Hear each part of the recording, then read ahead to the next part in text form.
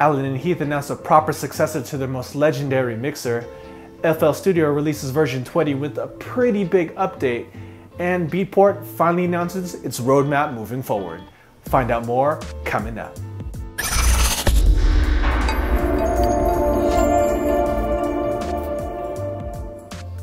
Thank you for watching PDot TV, where you'll find tips, tricks, and tutorials for DJs and music performers. Now let's get into the video. Seemingly out of nowhere, Alan and Heath has announced their successor to the most legendary Xone 92. They're calling it the Xone 96. Now, this has a completely different styling than their DB series that they've really locked in with over the past couple of years, and returns to the classic Xone 92 color and layout. So no more gunmetal gray, but back to that traditional lighter gray color. And it really seems like Alan Heath is trying to go after those people that love that Xone 92, because there is a die-hard fan base around that mixer, and for good reason. It sounded really good being all analog. The filtering system and the effect sends were just very flexible, and just really a great piece of kit, especially for DJs that mix a little slower. A lot of, the techno guys and the deep house guys, and people that really just are about finding a groove and letting that ride and bringing in elements and bringing them out, using filters, a lot of EQ work. These were things that the Xone 92 did really great, and I'm sure that the 96, when it comes out, is gonna do great just as well. A beatmaker favorite, FL Studio, has just released version 20, and this release came with a kind of a big surprise, especially for us out there that use Mac laptops, and that is FL Studio is officially now out for Mac.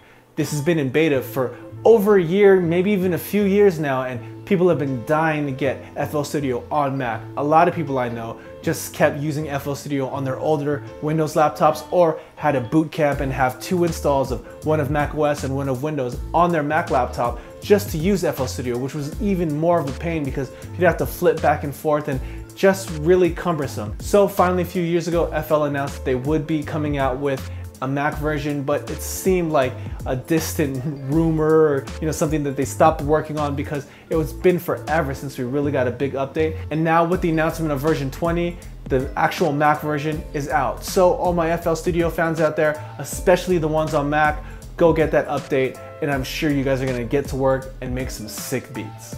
After being in the news recently for purchasing Pulse Locker, Beatport has now announced their roadmap for the future. The first thing that they mentioned is to just continue increasing actual track sales. What's kind of surprising to me is that the actual amount of sales has gone up over the last couple months for Beatport. So over maybe the last 12 to 18 months, they've actually seen an increase in sales, which I think really has to do with their whole tiered couponing and discounting pricing system, where the more tracks you buy, the more discount you actually receive. So with that model, more tracks are being sold, and in fact more revenue is being made. And they said that they wanted to continue on that, and I can't blame them for that. The model seems to be working, especially with other avenues out there to find your music. If Beatport's finding success with this, I'd say stick with it as well. Secondly, they're going to be implementing what they're calling hype charts, which is actually a response to their whole top 10 list, with a lot of DJs have been making fun of or dogging in the past, where if people are just playing the top 10 off Beatport, they're just playing the most mainstream stuff. So these new hype charts